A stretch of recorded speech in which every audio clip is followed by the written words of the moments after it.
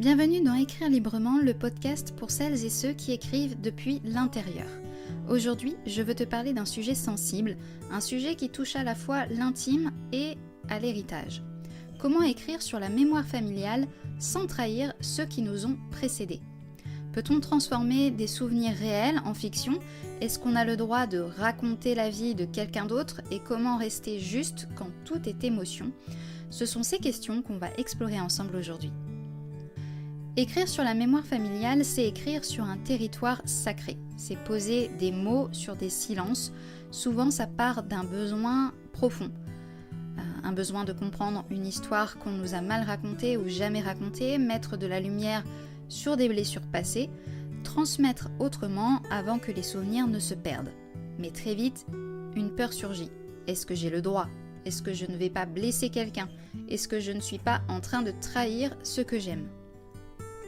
La première chose que j'aimerais te dire, c'est ce que tu écris, c'est ta version. La mémoire familiale est multiple, il n'y a pas qu'une seule vérité.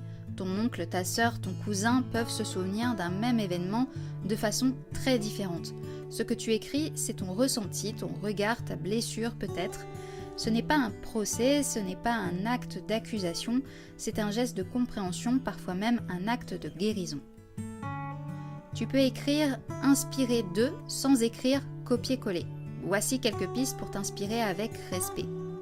Transforme les faits en symboles. Ce qui compte, ce n'est pas le détail exact, mais ce qu'ils représentent. Ensuite, crée des personnages composites. Prends une anecdote vraie et donne-la à un personnage fictif. Mélange plusieurs personnes en une seule. Troisièmement, change les noms, les lieux, les repères temporels.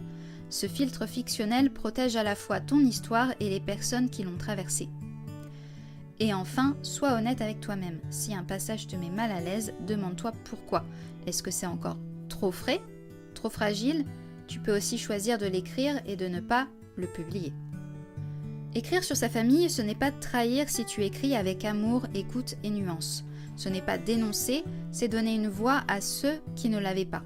Ce n'est pas régler ses comptes, c'est tenter de comprendre ce qui n'a pas été dit.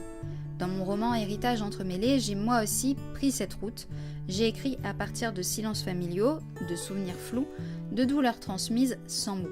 Mais ce n'est pas un livre contre, c'est un livre pour la mémoire, pour la paix, pour ouvrir des espaces de réconciliation.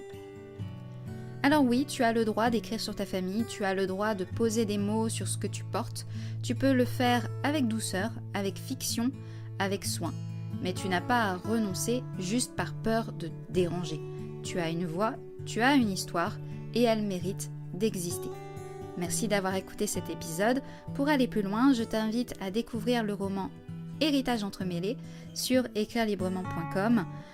Le lien d'achat est en barre de description. Il est disponible sur plusieurs plateformes, dont Amazon. Et surtout, continue d'écrire, même sur ce qui fait mal, parce que c'est là que naissent les récits les plus vrais.